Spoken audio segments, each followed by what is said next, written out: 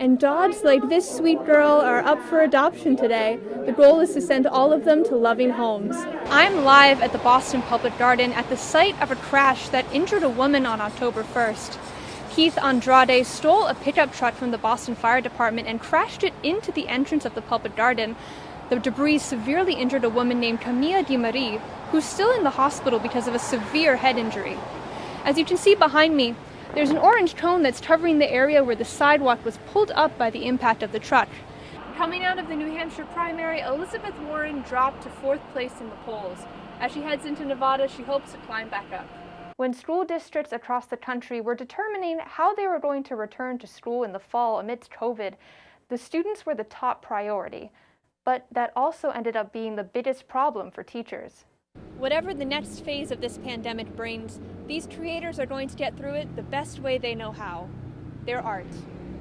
Over the past 4 years, there have been 103 alleged sexual assault cases that have occurred at some point during an Uber drive. In July of 2018, Uber updated their background checks, and because of that, 8,000 drivers were taken off the road.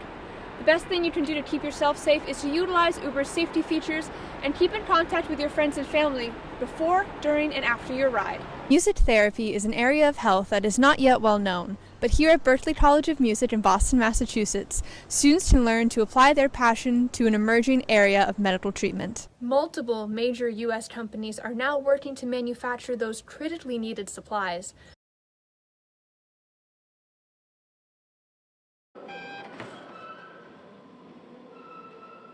Commuters have a tough time riding the MBTA. It's a source of general, just constant frustration. It's something that I rely on heavily. It's my main source of transport to and from work and just in life in general. And now the ride to work is going to get a lot more complicated. There will be construction on all branches of the Green Line at different points throughout the year. It's called the Green Line Extension Project. It's meant to improve riders' experience, but until then, these diversions are only causing commuters a headache. I already have an 8 a.m. class to go to, so I would have to wake up a lot earlier, and I also work at night, so that means losing a lot of sleep.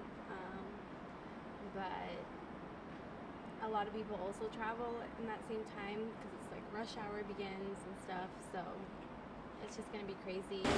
A substantial change coming in the summer is an 11th-month disruption of service between North Station and Wheaton. That starts in May and is expected to last until next spring. That's where I get off to go to work, and that's going to mean that I have to walk through this beautiful city that we have more than I would like to.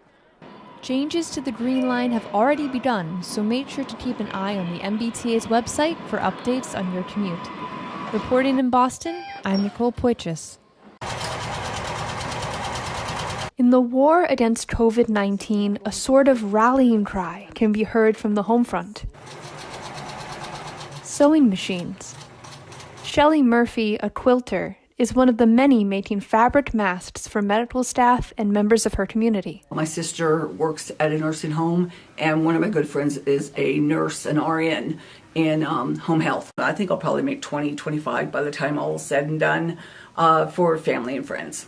These cotton masks are meant to be worn over a disposable one to extend its use so healthcare workers don't have to go without.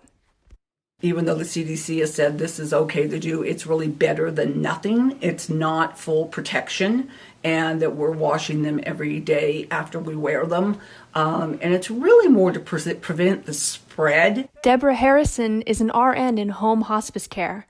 She's grateful for community members like Shelley looking out for her.